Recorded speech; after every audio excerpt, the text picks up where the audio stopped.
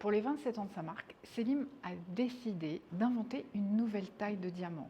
Bon Selim, on est au bon marché. Tu présentes ta nouvelle collection automne-hiver 2025 et tu présentes une nouvelle taille de diamant. C'est une taille que j'ai dessinée dans mes rêves et que j'ai exécutée aujourd'hui.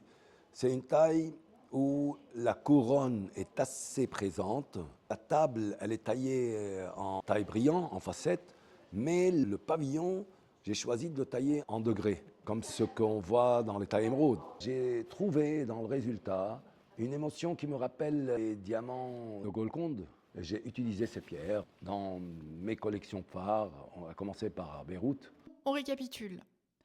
La différence entre la Selim's Cut et la Brilliant Cut, c'est vraiment des proportions. Vu de dessus, la Selim's Cut a une table plus petite et une couronne avec un angle plus important.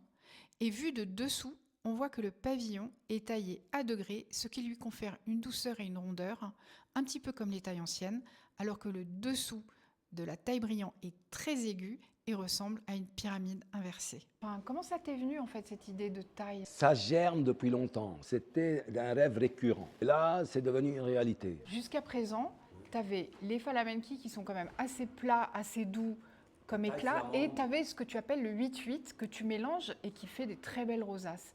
En fait, en termes de ressenti, comment tu situes ta nouvelle taille par rapport à ces deux-là?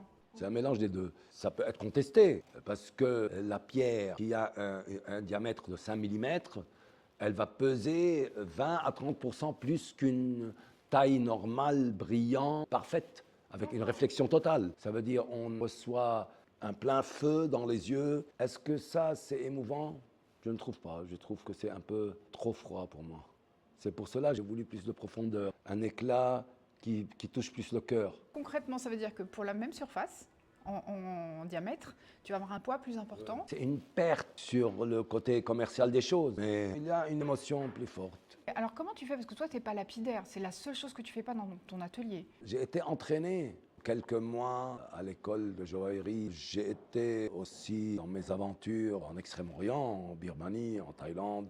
J'ai vu de près comment ça se passe. Et je connais ce côté de la profession. J'ai mes connaissances en minéralogie. Ça m'a un peu aidé à voir comment on peut sortir d'un cristal brut des émotions. Le cristal brut, mieux vaut qu'il ne soit pas taillé.